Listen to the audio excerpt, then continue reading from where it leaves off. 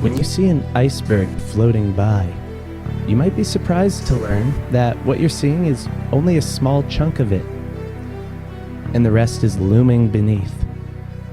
This is a great metaphor for what you see when you see another person. There are aspects to any given person that may go so deep that from where you stand, you couldn't possibly see the bottom of it. You might see a successful person and say, I want that. Maybe you don't, though.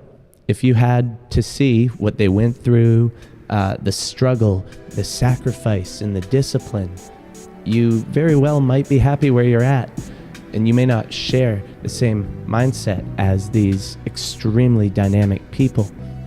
It takes a real extreme sort of uniqueness, which most people don't want, to become incredible in some way. So in that deep iceberg beneath the surface, what you don't see, I'm going to list a bunch of things that you really don't see, but are there. You don't see all of the practice. They say it takes 10,000 hours of mastery to learn something, to become an expert. And you don't see that in people. If you see somebody do a good job at something, you might say, oh, I could do that. Well, try 10,000 hours at it, and then you might be able to look so natural. Another thing you don't see is all the failing, the embarrassing failures that successful people have had to go through in their younger years. It's enough to break some people. So when you see a very successful person, you say, I want that. Well, are you willing to fail for 6 years of your life, or 10 years, 20 years, before you finally reach the point that you were initially looking for? You don't see all the negative emotions. Being a perfectionist, it sucks, because if you're a perfectionist, everything you do wrong ruins your emotions. So people that do strive for greatness, they've got to deal with a lot of negativity, and you can't get too complacent. So it's almost like the negativity is essential. Another thing you don't see is all the uncertainty. People are so confident, and they won't admit that back in the past, they weren't. They doubted themselves. They really didn't know if they would make it. In some cases, in most cases. You don't see all the times where they shied away from confrontation, or they couldn't get to sleep the prior night to an important event because they were too anxious. Another thing, you don't see the cost. The incredible amount of sacrifice that must be made to really stand out, or to do something which the vast majority don't do. It's expensive. It costs actual money, but also a lot of energy, a lot of time, a lot of focus, a lot of mental energy. It's really draining. And that also is worked into the system, and it has to be that way, because if it were easy, everyone would just do it. In fact, there's a lot of great things that people do which are easy, that everybody does, and nobody cares. Think of how amazing it is just to walk down the stairs. I mean, unless you're a little toddler, nobody's gonna high five you for going down the stairs. Another thing you don't see is all the ugly. Okay? There are aspects to everybody. You can look into yourself and you can probably find some examples of this. There are things you used to do, mistakes you've made, all these ugly aspects to truth that we tend to shy away from, probably for good reason, really. But you gotta be in touch with the truth of it all. But all the ugly, you don't see any of that when you see another person. But they've probably done despicable things. They've probably made huge mistakes, inexcusable mistakes, as have you and I and everybody. And you'd probably see them a lot differently if you did see all the ugly. And in fact, an enlightened person can look into another person's eyes and they see the ugly. They see it. It is possible. But for the average people who interact, you don't see all the ugly. Another thing is, you don't see all of the embarrassing gaps in knowledge. They act like they're so sure of themselves, but over their lifespan, there was a lot they didn't know. I mean, you had to learn everything you know, right? So there was, by definition, a time when you didn't know what you know. Now, a huge thing you don't see is all the help they've got. Not a lot of people are willing to cite their sources. Not a lot of people want to give credit where it's due. Not a lot of people can, because some people have completely forgotten the source of their success. If you feel bad about not being able to do something, maybe you just don't have enough help. Another thing you don't see is the scaffolding, and this goes along with the help. But when I say scaffolding, this is a real important metaphor, and I've brought this up before. Basically, it's the situation, the structures in place which formed you.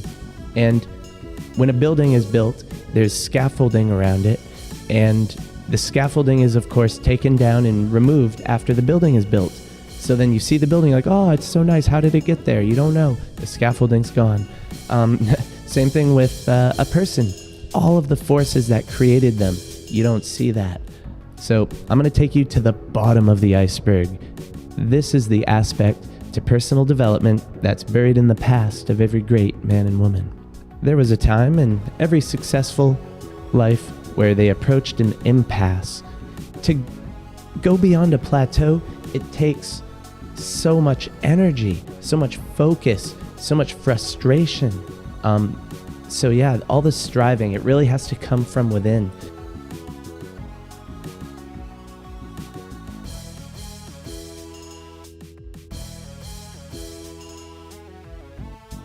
You couldn't know it by looking at them or looking at their resume, but it could be a number of things that symbolically represent your plateau. Either way, for some reason we want something, and eventually we reach a point where we stop progressing towards what we think we want, and it's these points which separate the masses from the few that live outstanding lives. For example, in the case of one-on-one basketball with your brother, no matter what you try, no matter how much you practice, you just can't do it. You just can't beat him. He's too big, too strong, too good. And you realize you gave it your all, and it wasn't enough. And it's only at this moment, never until this point, only at that moment where one has the motivation for change. So a lot of people, they never change because they don't hit that limit. And only then can one easily drop the beloved habits and beliefs that were once clung to. And most people never even approach this challenge. It's only when one has had the courage to give it their all over and over in the face of an insurmountable obstacle that change will automatically happen in the self. And it's one thing to know you need to change. Many of us already know that. It's an important step, but many of us know this, but it's a whole nother thing to feel the motivation to change. It is at this point where one either evolves as a person or they accept defeat and retreat. I look back into my own past, and I can actually remember all of the times where I failed in an unacceptable way, and how I reconfigured my priorities as a result. I discarded the aspects to myself which were never despicable to me until that point. So the iron must become red hot in an extreme situation before it's malleable. And when you meet a person on the street, you never know what it was that put them into that molten state. And if you knew this, not only would you learn a lot about them, but you would also learn a lot about how to get to that level.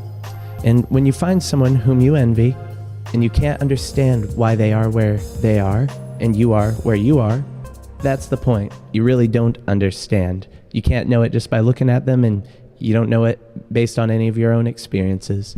And to those of you who are still here listening, I really appreciate that. I know I promised a Tier 2 Spiral Dynamics video, but I did record it, but I'm holding off for a little while because I don't want to overwhelm this channel with Spiral Dynamics content, and I got some really great ideas to put out beforehand, but I will release that Tier 2 video probably at some point over the next couple months.